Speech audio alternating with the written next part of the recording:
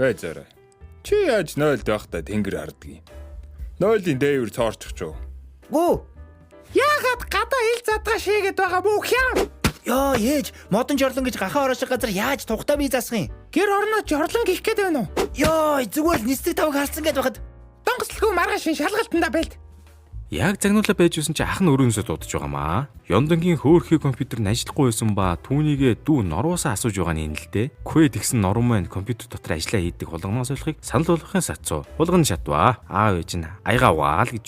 Гэтэл хариуд нь хоол идээгүй байж би яалаа гэж аяагуугадаг юм бэ гэхэл ээж нь тэгвэл явж тэр 0-өө цэвэрлээ л гин. Манай ааштай Норм үгүй гэсэн чи ээж нь манай Аз ээж нарын зангаараа элдвэр гамбан цай бариад л ирж байгаа байхгүй юу?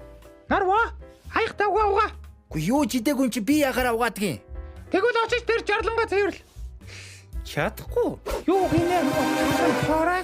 Яа, та нар ч гэсэн бүдүүн штэ.